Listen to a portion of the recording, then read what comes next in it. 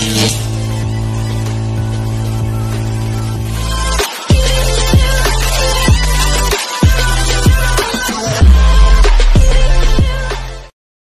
guys, welcome back to my channel. Kumusta po kayong lahat? So ayun, today is Saturday mga tropa, wala tayong pasok sa trabaho. So ito iinit lang tayo ng almusal natin, to pansit.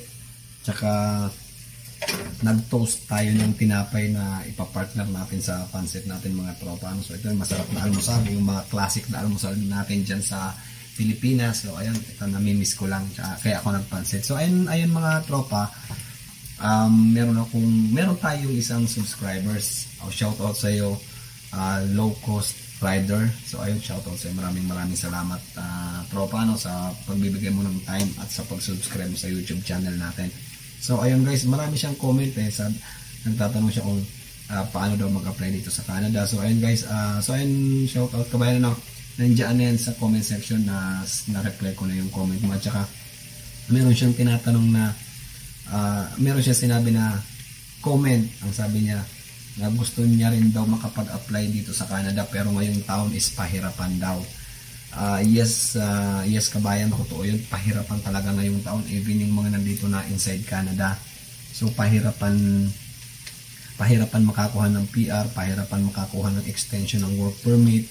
So ayun, mahirap talaga ang Canada ngayong taon mga tropa. Sobrang hirap kasi ang dami nilang binago sa rules and regulations nila, pero meron namang mga pathway na madali pa rin. So kumbaga hindi naman affected ng mga bagong guidelines, like kung ikaw gusto mo mag-caregiver papunta rito.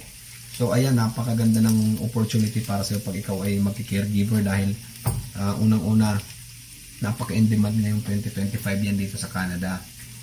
So share ko ng mga tropa yung katrabaho ko, kinuha sila ng nanay niya. So ayun, PR na sila pagdating dito ng Canada kasi caregiver yung nanay nila. So ayun guys, ayan, in-announce naman na ng IRCC na pagka maki-caregiver ka is, ayun nga, napakaganda ng opportunity. Tsaka ang bilis makakuha ng PR. So ngayong taon, depende po yan sa papasukan mong trabaho. Ayun mga tropa, kaya talagang tama yun kabayan na sinasabi mo na ngayong taon is pahirapan dito sa Canada dahil nga sobrang daming tao. Kumbaga, maraming walang trabaho. So ayun, mahirap ang Canada ngayong 2025. Totoo yun. Pero like I said, depende po yun sa trabaho na papasukan mo. Kung in demand yung trabaho na papasukan mo, so no problem yun. Pwede kang makapag-Canada basta in demand yung papasukan mong trabaho. So ayun guys, ang kagandahan kapag gusto mo pumunta ng Canada. So targetin nyo yung healthcare, yung construction, yung sa farm.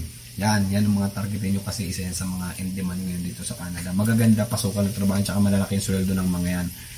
Kaya sa mga gustong mag-Canada, so kung hindi kayo skilled worker, magpalipas lang muna kayo ng mga ilang taon or habang mahigpit pa yung Canada, kumuha kayo ng course, mag-TESDA kayo na magagamit nyo pagpunta rito sa Canada. Tapos mag-experience kayo sa field na papasukan nyo. So kumuha kayo ng experience dyan sa Pilipinas para pagpunta nyo rito is hindi na kayo mahirapan mag-apply ng trabaho. Maging skilled worker kayo mga tropa bago kayo pumunta rito kasi napakaganda pag isa kang skilled worker kasi ang sahod mo sa umpisa pa lang malaki na. Tsaka kayo, skilled worker kayo, mabilis kayo ma-PR. So ayun guys, kaya yan ang idea na gusto kong ibigay sa inyo kasi before ako pumunta rito akala ko mabilis lang maghanap ng trabaho. Hindi pala, ang hirap dahil inabutan namin yung kasagsagan ng mga international student na talagang ayun, ang daming competition, ang hirap maghanap ng trabaho. So yung napasukan ko kasi yung company nung time na yun, urgent yung kailangan nilang tao, kaya ayun, tama yung dating ko, nakapasok agad ako sa kanila. Up until now, nandoon pa rin ako. So, napalitan na ng bagong management. Andun pa rin ako. So, ayun guys. Thank God dahil hindi naman ako kasama sa mga tinanggal ng bagong management kasi merong mga tinanggal doon na mga dating trabahante. So, ayun, maswerte ako dahil kinip ako ng company. So, ayun guys, bago pala natin tapusin yung vlog natin. So ayun, maraming salamat sa mga bagong subscribers at sa mga magsusubscribe pa lang in advance.